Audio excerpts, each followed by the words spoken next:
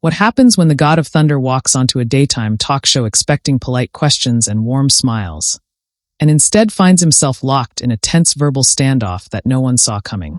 What happens when charm meets conviction, when Hollywood muscle meets sharp words, when silence in the studio grows louder than applause? This wasn't just another celebrity interview. This was the moment everything shifted.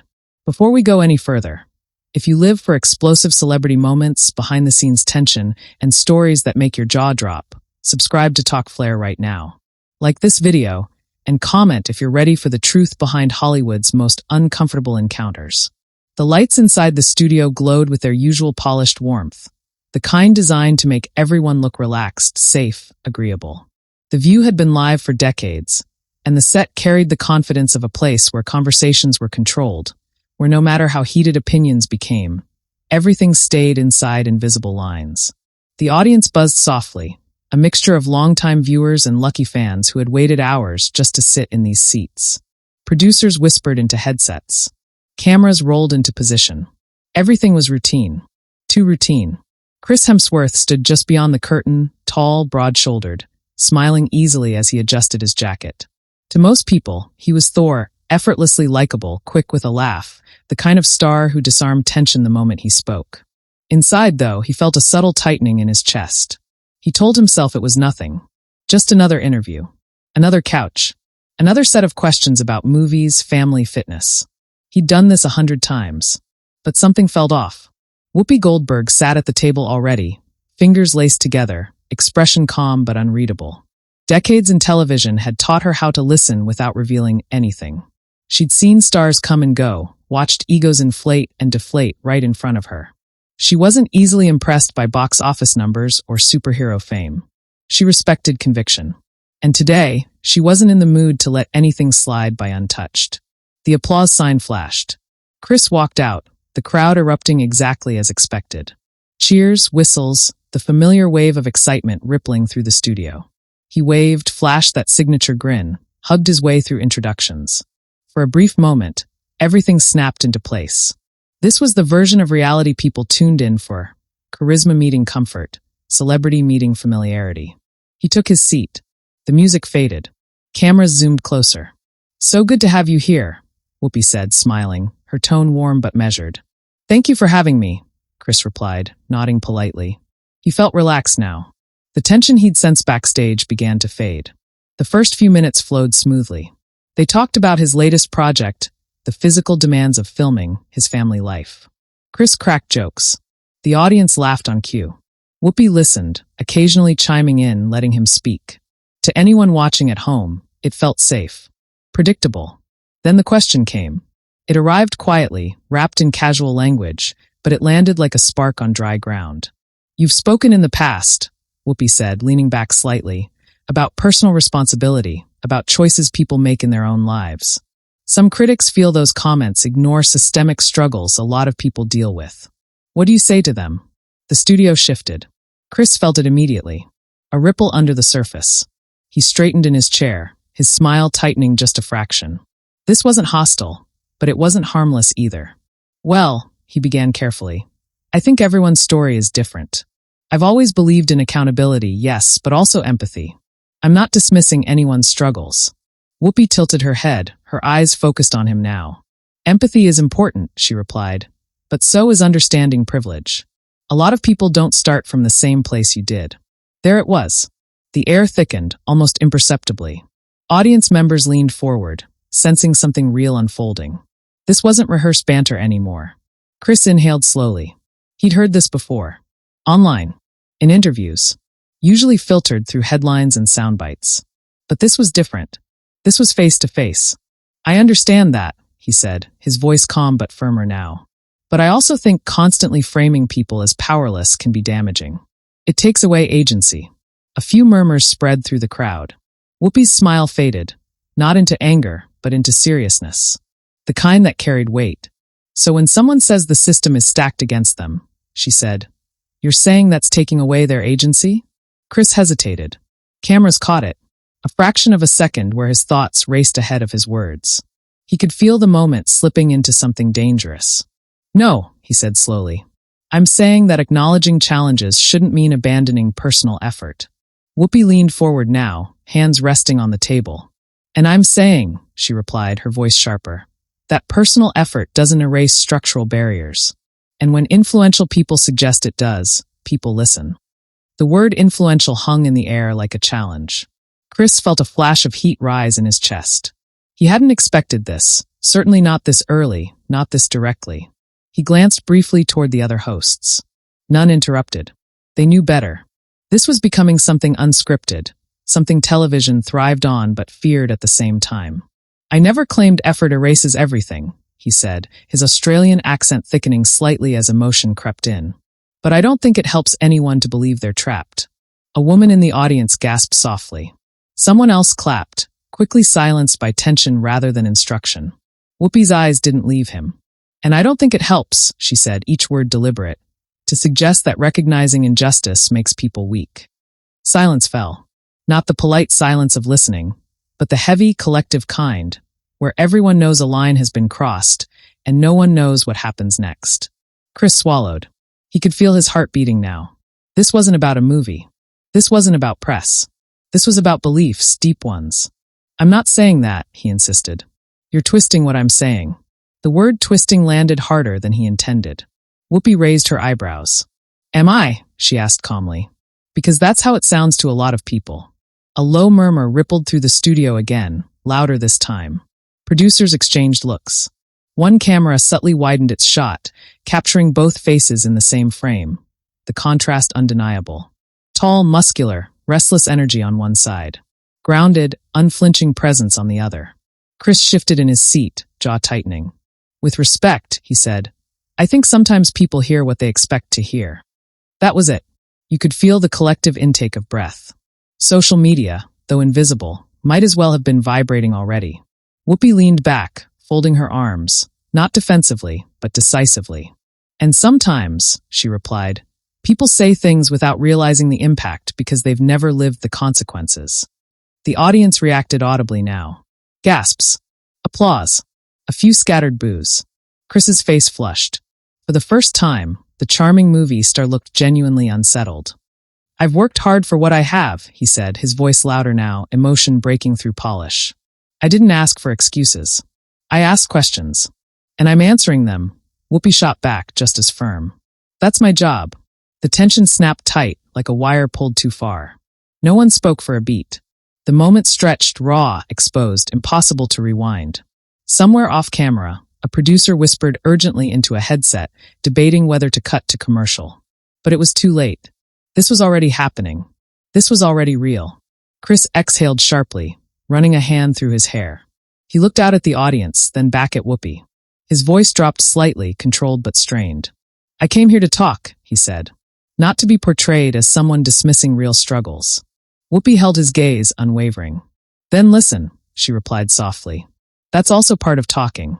The studio froze again, caught between applause and shock, between entertainment and something far more uncomfortable.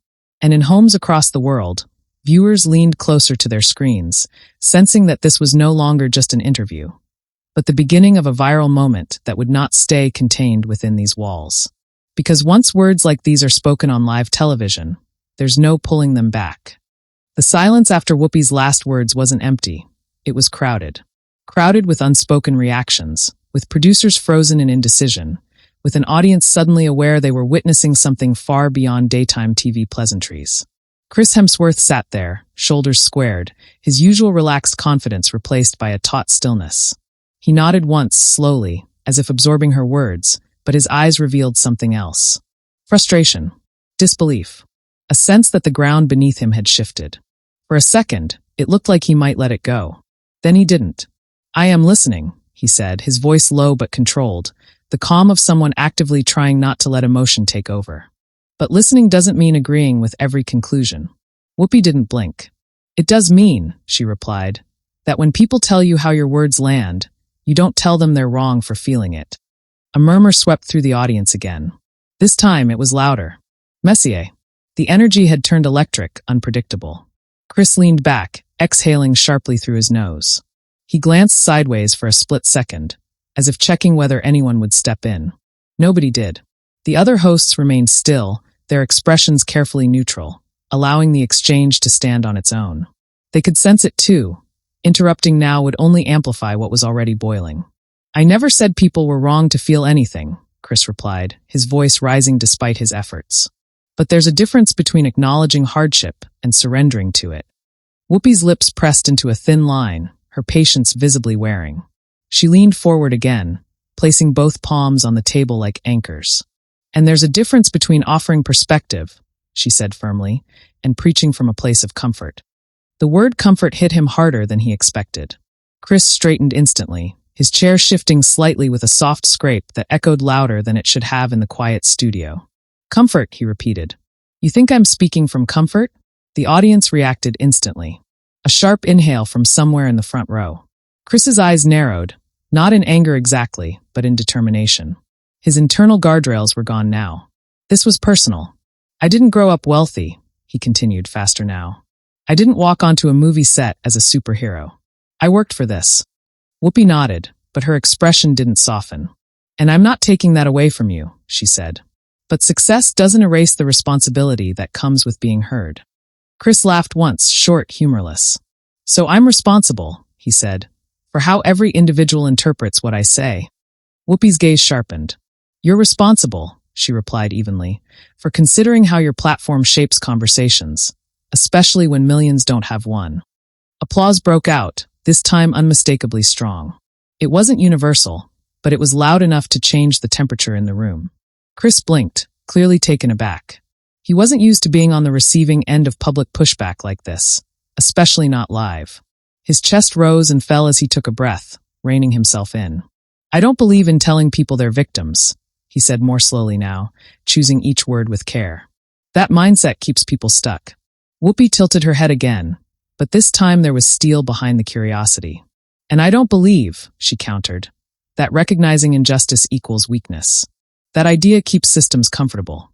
A few members of the audience stood momentarily, clapping before sitting back down, sensing they'd crossed into something almost too real. Social norms were bending in real time. Chris rubbed his palms together unconsciously. Sweat had started to collect at his temples, catching the studio lights. He could feel the cameras on him, closer now. No escape angles. "Then what do you suggest?" he asked, a note of irritation slipping through. "That we just accept everything as broken and give up?" Whoopi's voice softened, but somehow that made it more powerful. "No," she said. "I suggest we fix what's broken without pretending everyone starts at the same line." Another beat of silence. Chris opened his mouth to respond, then paused. For the first time, uncertainty flickered across his face. He wasn't losing. This wasn't about winning, but he was no longer controlling the direction of the conversation. "That's fair," he admitted reluctantly. "But we can't ignore personal accountability either." Whoopi nodded once. "And I never said we should," she replied. "I said it can't be the only story." The exchange hovered there, suspended between conflict and resolution. The audience was divided now, half hanging on to Chris's insistence on individual drive, half resonating with Whoopi's insistence on broader context. And in that division, the moment found its power. Chris leaned forward slightly, elbows resting on his knees, voice lower again. "I worry," he said, almost confessional, "that if we constantly highlight barriers, people stop believing they can overcome them." The vulnerability surprised everyone, including Whoopi. She regarded him for a long moment, then responded carefully. "And I worry," she said, "that if we pretend barriers don't exist, people blame themselves when the climb gets impossible." A hush fell. This time, it wasn't tension, it was contemplation. Chris nodded slowly. He looked down briefly, gathering himself. When he looked back up, his tone had shifted again.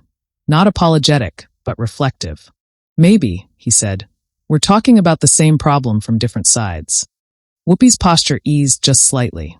"Maybe," she agreed. "But words matter. Especially yours." Before Chris could reply, another host finally spoke, gently trying to ground the room. "It seems like this is a conversation a lot of people are having right now," she offered, carefully neutral. "And clearly, it's an emotional one. But the momentum couldn't be undone. The spark had already caught fire." Chris glanced toward her, then back at Whoopi. "I didn't come here to argue," he said. "But I won't apologize for encouraging strength." Whoopi met his gaze, unwavering. "And I won't stop challenging narratives that leave people unheard," she said. The applause that followed was thunderous, mixed, messy, real.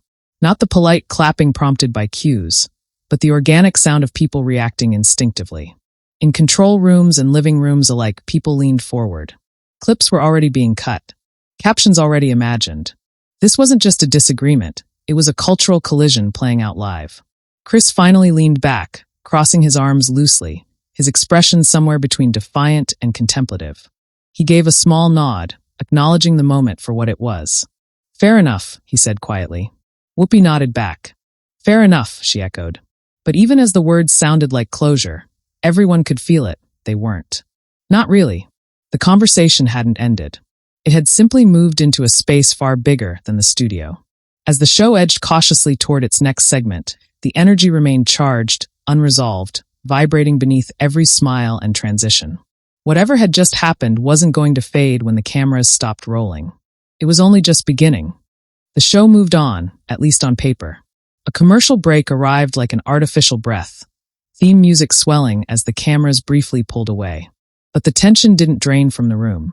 It lingered, heavy and restless, sticking to the air like humidity before a storm. Chris Hemsworth remained in his chair, staring straight ahead while a makeup assistant hovered nearby, pretending to smooth a crease that didn't exist. Whoopi Goldberg adjusted her glasses, her expression composed. But those closest to her could sense the adrenaline still humming beneath the surface. When the red light flicked back on, the audience clapped automatically, yet the sound felt thinner now, uncertain. Everyone knew they were sitting in the aftershock of something raw, something unscripted. So, another host began carefully, voice bright with effort. "Chris, let's pivot a bit back to the film." But pivoting proved impossible. Chris nodded politely, but his eyes betrayed him. He wasn't fully back in the room. Part of him was still replaying the exchange, dissecting every word, every reaction. He answered the next question, spoke about the physicality of the role, the long shoots, the camaraderie on set, but his voice carried Leslie's now more edge. The audience noticed. Whoopi noticed. Halfway through his response, she leaned in again. "You know," she said calmly, not confrontational but deliberate, "this is actually connected." Chris stopped mid-sentence. The studio collectively froze. "Connected how?" he asked. She gestured subtly toward him. "The stories we tell, on screen and off. They shape how people see themselves." Chris held her gaze. "I agree with that." "Good," she said. "Then you understand why people react strongly." A few audience members clapped. Others shifted uncomfortably. The producers were definitely sweating now. Chris took a breath, then did something unexpected. Instead of pushing back immediately, he paused. Long enough for the silence to feel intentional. "I do understand reactions," he said. "What I struggle with is being told that encouraging resilience is harmful." Whoopi's tone sharpened just a notch. "No one said resilience is harmful." Chris shook his head slightly. "That's how it's framed online. That's what this conversation becomes once it's clipped." The irony wasn't lost on anyone. The conversation itself was already being clipped, already breaking free from the studio walls. "And why do you think that framing resonates?" Whoopi asked. Chris hesitated again. "Because outrage travels faster than nuance." A low moved through the audience. Whoopi nodded slowly. "On that we agree." The tension shifted shape, not gone but transforming. Less combative, more philosophical, but still intense. Chris leaned forward again, elbows resting on his knees. "I don't want people to feel dismissed," he said. "That's not who I am." Whoopi looked at him closely now, not as a challenger, but as an observer. "Intent and impact," she said. "They're cousins, not twins." A quiet ripple of approval rolled through the room. Chris exhaled, rubbing his hands together. "Then tell me," he said, voice earnest despite the defensiveness still underneath. "What would you have me say?" The question surprised her. It surprised everyone. Whoopi didn't answer immediately.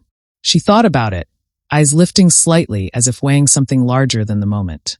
"I'd have you say," she replied carefully, "that effort matters, and so do circumstances. That strength looks different depending on what you're carrying." Chris considered it. He nodded once. "I can live with that." A bit of laughter surfaced, relieved, cautious. But not everyone was satisfied.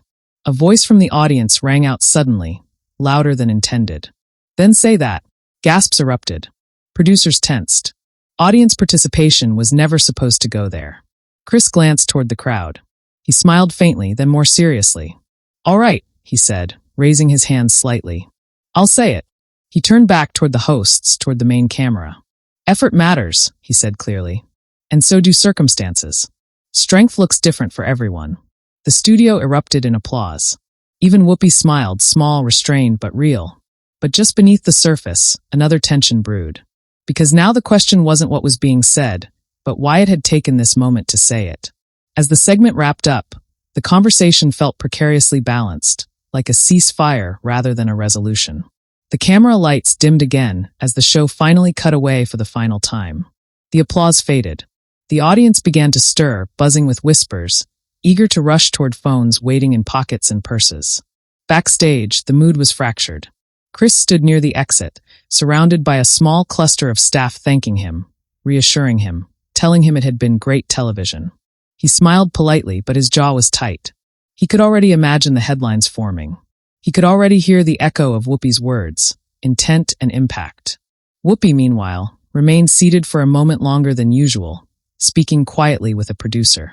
Her face was serious, her gestures measured. She wasn't angry, but she wasn't triumphant either. This wasn't a victory. It was a collision. As Chris walked past her on the way out, there was a brief pause. They looked at each other, not as adversaries now, but as two people aware they'd just stepped into something bigger than themselves. No hard feelings, Chris said quietly. Whoopi nodded.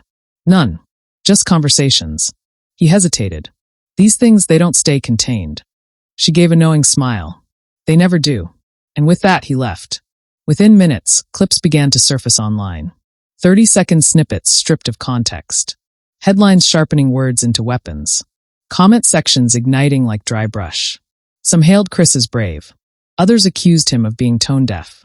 Some praised Whoopi for holding her ground. Others accused her of ambushing him. The narrative fractured instantly. Chris sat in the back of a black SUV, phone buzzing non-stop beside him. Messages from his team. From friends. From people he hadn't spoken to in years, all suddenly weighing in. He scrolled once, then locked the screen. He stared out the window, city blurring past. The charm, the polish, the armor. None of it mattered now. Because whatever happened next, the story no longer belonged to him alone.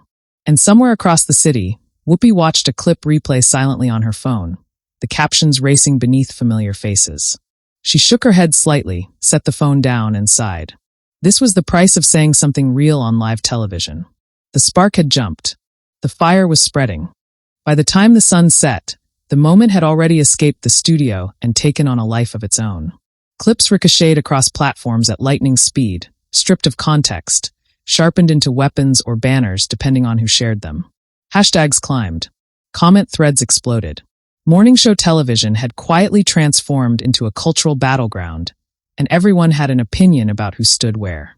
Chris Hemsworth shut down on live TV. Whoopi Goldberg schools Hollywood privilege. Fans divided after shocking exchange on The View. Each headline told a different story. None of them told the whole truth. The audience reaction was immediate and visceral. Some viewers replayed the clip over and over, analyzing every pause, every shift in tone, every flicker of expression. Others reacted emotionally, picking sides within seconds, typing furiously as if the argument were happening directly in front of them, as if they themselves had been interrupted mid-sentence. Applause from the studio echoed in comment sections. Booze did too. Chris's fans flooded social media with messages of support, praising his composure, his willingness to engage, his final attempt to bridge the divide. They called him thoughtful, honest, brave for stepping into a conversation most celebrities avoided. To them, he had been cornered and still chose to speak. Critics saw something else entirely. They saw hesitation disguised as reflection, privilege struggling to recognize its own shadow. They applauded Whoopi for refusing to soften her stance, for holding the line even when the room shifted, for reminding viewers that intent alone doesn't rewrite history or lived experience. Memes appeared within hours. Split screens of Chris leaning forward, Whoopi staring him down. Captions dripping with sarcasm or praise depending on the angle. Late-night shows teased the moment. Commentary channels slowed the footage, pausing frames like evidence in a trial. And then the think pieces arrived. Long threads dissecting the power dynamics of celebrity voices. Articles debating whether daytime television was the right forum for these conversations, or whether it was exactly the right place. Panel discussions framed the exchange as a generational divide, or a class divide, or proof that no notice-filled PR tour is ever truly safe. Inside the television studio, the chairs sat empty again. The lights dimmed. The table was wiped clean. But the echo of raised voices lingered, locked into footage that would never forget. Chris tried to retreat into normalcy. He posted a neutral message the following morning, brief, measured, respectful. Words carefully chosen, vetted twice, maybe 3 times. He spoke about dialogue, about learning, about shared goals. The response was immediate and divided all over again. Some thanked him. Others accused him of backpedaling. Silence, it seemed, would have been interpreted just as loudly. Friends reached out privately. Some urged him to stay quiet. Others encouraged him to lean in. His team tracked sentiment graphs, watching lines spike and dip in real time, as if public opinion were a heartbeat that refused to steady itself. He listened, nodded, agreed with pieces of everyone's advice, and followed none of it completely. He went for a run instead. Let the rhythm of breath and pavement drown out the noise. For the first time in years, Thor felt small, not diminished, but stripped of myth. Just a person who had spoken, been answered, and discovered how heavy words could become once released. Across the country, Whoopi remained publicly calm, but privately reflective. She didn't issue clarifications. She didn't escalate. When asked later about the moment, she responded simply, "It was a conversation. People can sit with it." That line spread almost as fast as the original clip. Supporters praised her restraint. Critics accused her of self-righteousness. She'd seen this cycle before. Decades in media had taught her one truth above all else. If something makes people uncomfortable, it probably touched a nerve worth examining. In the days that followed, former guests of the show weighed in. Actors, activists, commentators. Some praised the show for letting the exchange breathe instead of cutting to commercial. Others accused producers of chasing virality at the expense of civility. But one thing became clear: nobody forgot it. Audience members who had been in the studio gave interviews, describing the moment the air changed, the instant they realized the script was gone. One woman said she could feel her hands shaking as she clapped. A man admitted he didn't know who he agreed with, only that it felt important to hear both sides out loud. That uncertainty may have been the most honest outcome of all. Weeks later, the clip still circulated. Not as loudly, not as explosively, but persistently. It surfaced in classrooms, in podcasts, in living room debates where people paused the video, rewound, argued, and pressed play again. The exchange had evolved into a reference point. Remember when Chris Hemsworth and Whoopi Goldberg went at it on The View? What they meant depended entirely on who was speaking. And that was the legacy of the moment. Not a winner, not a loser, but a fracture that revealed how differently people saw the same words. Live television had done what it always does at its most powerful. It captured something imperfect, human, unresolved. No dramatic walk-off. No shouted insults. Just 2 people refusing to flatten their beliefs for comfort, and an audience forced to sit inside the discomfort with them. That's why it went viral. That's why it mattered. And that's why moments like this don't fade. They linger, challenging viewers long after the applause dies, asking a quiet but persistent question. What did you hear when they spoke? Now it's your turn. Whose side did you lean toward when the tension peaked? Chris, Whoopi, or somewhere in between? Did the exchange change how you see celebrity voices or conversations on live TV? Drop your honest thoughts in the comments. We want to hear them. And if you want more explosive, cinematic stories that pull you inside the moment where everything changes, make sure you subscribe to Talk Flair right now. Like this video, share it with someone who loves real, unfiltered drama, and stay tuned, because the next story might be even more intense.